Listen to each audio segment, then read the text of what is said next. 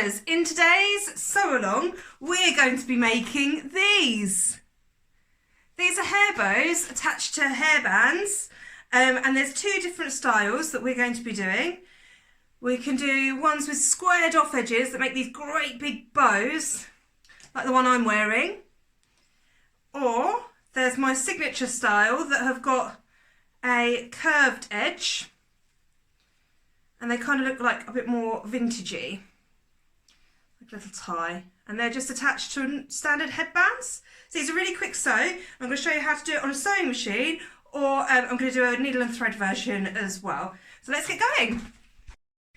To make these hair bows, you will need some scraps of fabric, and then you can cut them. If you want to do the curved, you cut them 6.5 inches by 3 inches, or if you want to do the square, 6.5 inches by 5 inches. And you will also need a needle and thread if you're going to do it by hand, or a sewing machine if you're going to do it on one of those. And of course, I nearly forgot, you will also need some hair elastics as well. So we're going to start sewing our one with square ends. So this one that looks like a really good big bow. So you need to take your piece of fabric, which is 6.5 inches by 5 inches, and you fold it right sides together, corner to corner. So that means the nice part of your fabric, the part you want on the outside, goes on the inside. And once that's all folded together, you pop it in your machine right at the edge, and you leave the seam allowance. That's the bit between the edge of your fabric and the sewing that you're going to do, the line of sewing. That's called your seam allowance. And then you put your presser foot down, and there's normally a lever at the back. You keep the threads to the back. Now you go forwards a couple of stitches and then backwards. So my machine's got a button here on it where I can go backwards. Then you go keep going forwards all the way to nearly the end, but not quite. And then you want to have your needle in your fabric. My machine leaves my needle in there, but if yours doesn't, you can just turn the wheel on the side.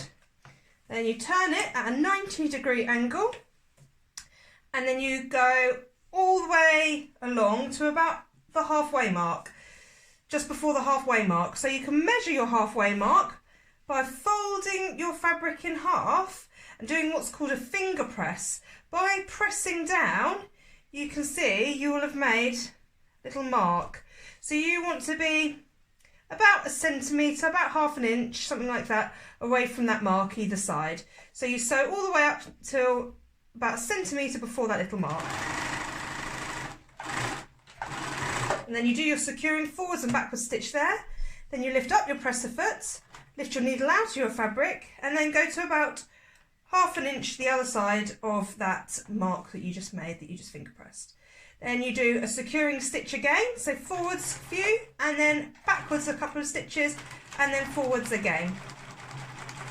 Then you want to go again, nearly to the corner, but not quite. You want to leave about 1 centimetre before the end. Pop that needle in that fabric, then move the presser foot up, then you get a nice crisp angle, and then all the way to the end, to that fold, and then secure it off. So then you lift up your foot, get your needle out of your machine, and pull it forwards. And then snip your excess off. And then just to neaten it up, snip that bit too. Now, you'll have a couple of threads here because you've got that gap there. So you might want to just snip those out of the way to make that gap nice and easy for you to get open. So then you just pop your finger in that hole, and I go to the corners and push those corners through. So you're turning it the right way around now. When you get to that stage, you can use something sharp. I'm using a knitting needle, but you can use something like a pen or a pencil, something that's got a pointy end. I try not to use a pen or a pencil too often because you might get a pen on your fabric. So maybe the end of a paintbrush or something like that, something that's quite pointy but not too not too pointy like a scissor because it will just go straight through. So then you pop that into the fabric and you go to the corners and you just gently press on those corners, getting the fabric out nice and sharp. And then again, if you've got any bits of thread, just pull those out. Then you see you've got your opening, your gap, and you just want to sew that up. So you go back into your machine, pop it down as close to that edge as possible, and then go forwards and backwards and sew along and forwards and backwards again to secure.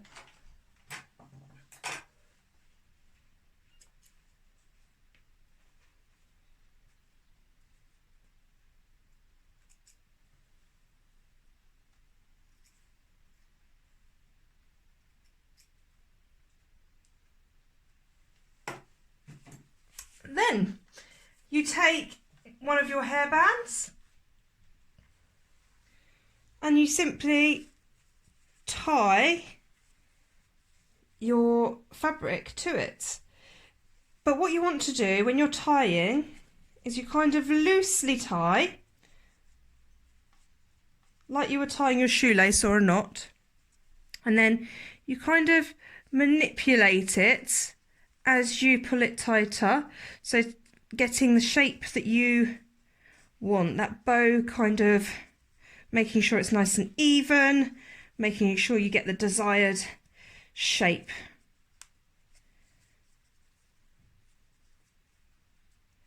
And there you go. Oh, not in shot. A beautiful hair bow on elastic. Now I want to show you how to do it if you were going to be hand sewing it. So I'm going to show you how to do a curved one, but if you wanted to do a curved one on your machine, then you just follow the first few steps of this, and then you just do the same process as what I just showed you on the machine. So the first thing you need to do is we need to cut that curve. So I'll fold it over, remember right sides together. And then once it's lovely and in half, I fold it over again into quarters. So you should have 4 pieces of fabric at that corner. Now you can either cut it just like that, so it's got a point there, which is another way of designing these, or what I'm going to do is I'm going to cut a curve. So I should have got a pen with me ready really, because I might have been able to show you. So you just kind of draw a curve and then curve that off to the bottom. But if you wanted to, you could use something curved in your house, like you could start it off and then use a glue, like a Pritt stick, and then draw around that to get that curve if you wanted. But I think you'll probably be able to just get it. And you just cut round there, round that curve, like so.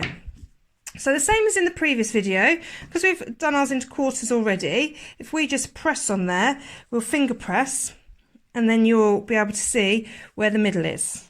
You might not be able to see quite there. There we go. You can see a bit better now if I turn it around for the shadow.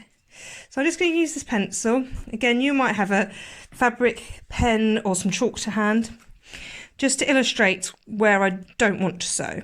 So I'm going to make a little centimetre either side and then put some crosses there, so I know that I don't want to sew over that section. So I'm going to take some thread and a needle. Now I'm going to double it over because I just find it a little bit easier.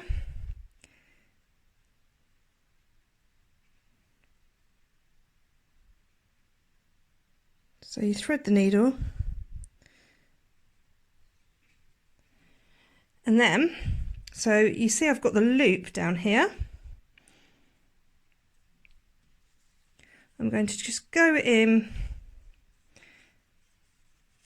the corner here and then go back through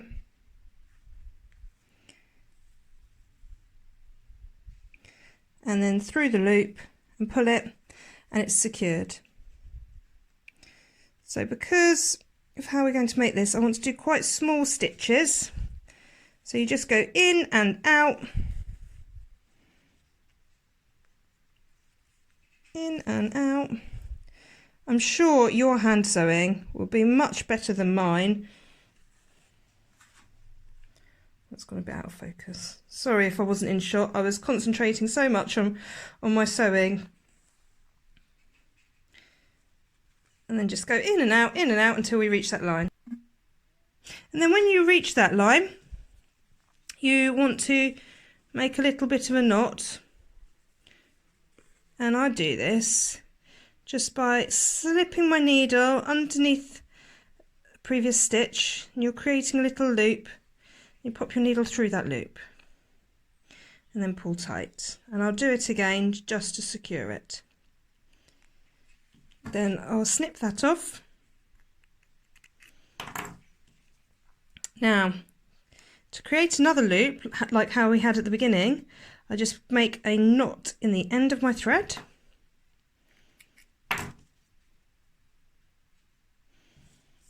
And then we start again from the other side. So in and out.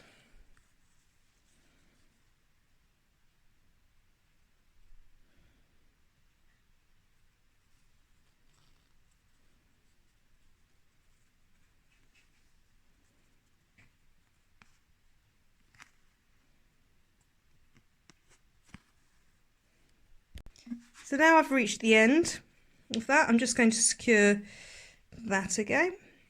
Just in, create a loop, put your needle through the loop, and that ties the knot. And then just a second one to make sure, and then snip that. So then, as we did for the previous one, we just pop our finger in the gap, put our finger right to that corner, and then push it through. And the same with the other side. So that's why we've got the gap in the middle. If you don't leave a big enough gap, you won't be able to fit your fingers in there. Luckily, I just about managed to fit my finger in there. Then you use the pointy thing. You just run it along the edge there, and then out to the points, and the same there. You may prefer to get some matching thread for yours, because you can see my stitches slightly there, but I wanted it to really show up for you. So then you need to sew that bit up as well. So I'll just do that. I need to get a new bit of thread. So you could do a blind stitch.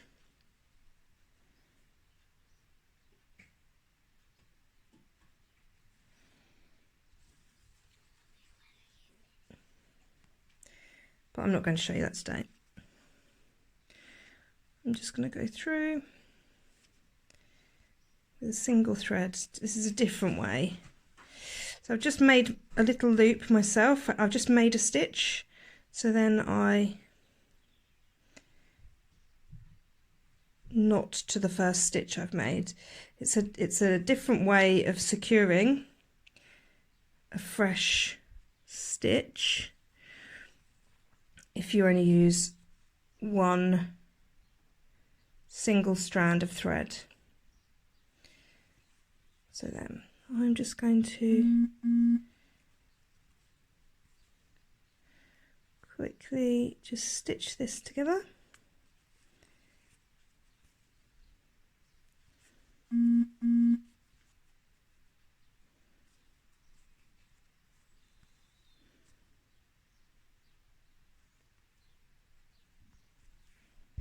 So there we go, I've just stitched all of that together. So then you select a hairband, and then I try to get, there's always a bit of a join, a bit of a gluey join on the hairband, so I try to get that in the middle underneath the knot.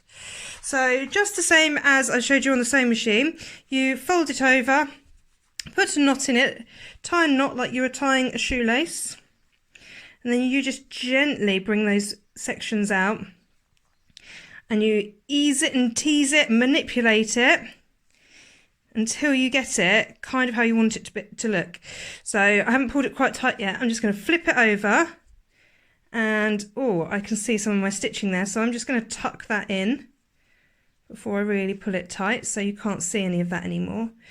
And then you just really